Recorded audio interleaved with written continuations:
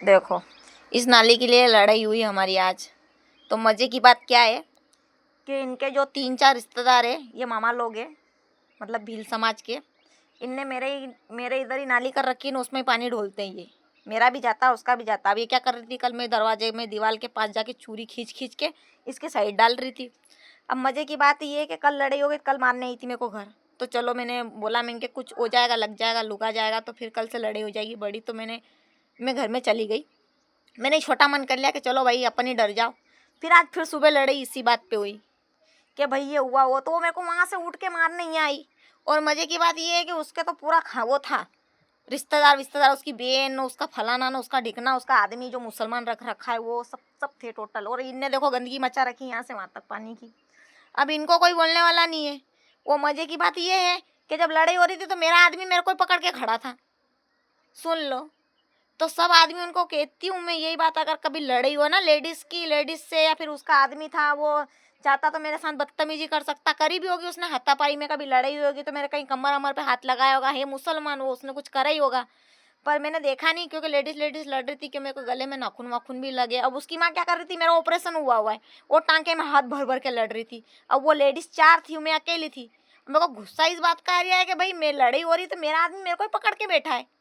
लो और सुन लो, मतलब साला आदमी अपनी औरत की सुरक्षा नहीं कर सकता है, आदमी किस चीज़ का है। तो भाई मैं यही कहना चाहती हूँ सबसे, अगर कभी लड़ाई हो ना तो अपने इंसान को मत पकड़ना, सामने वाले इंसान को पकड़ना। वैसे उनने मेरे को पीछे से पकड़ रखी थी, दोनों हाथ पकड़ रखे थे, फिर भी मैंने लातों से मारा है उनको। वो मेरे से ऐसा सहन नहीं होती है। शायद मेरे आदमी को ये डर लग रहा होगा कि क्या मालूम इनको तीनों चारों पकड़ के इसको मार लेगी, पर इसको मालूम नहीं है कि 2 कोई अपन को देगा तो एक आध अपन भी देंगे। तो भाई फट्टू मत बनो, अपनी औरत की सुरक्षा करो। और लव मैरिज करो तो सोच समझ के करो भाई। मैंने ऐसे गेलचोदे आदमी से शरीफ देख के शादी तो कर ली मैंने। अब मेरे को पछतावा हो रहा है कि भाई मैं कोई हिम्मत वाले से शादी कर लेती तो भाई मेरा थोड़ा बहुत तो कुछ लॉजिक बनता। भाई बताना, अगर मैं रिपोर्ट करती तो ये तो पन्नी बिनने वाले हैं, इज्जत हमारी जाती। क्या समझाऊँ मैं क्या।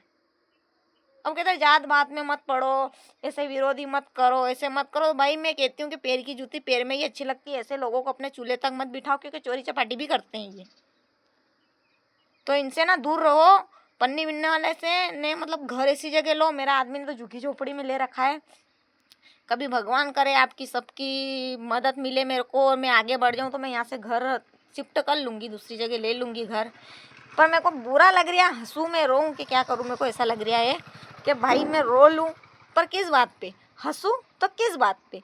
मेरे ही आदमी मेरे को ही पकड़ रहे हैं पीछे से। लो और सुन लो, वो जिनके मुंह सड़ते हैं और 2 किलोमीटर से बदबू आती है उनके मुंह में, वो लड़ने आ गए। वो वहाँ से उठ के मेरे घर ही लड़ने का, मैं उसके घर जाती तो बात समझ में आती।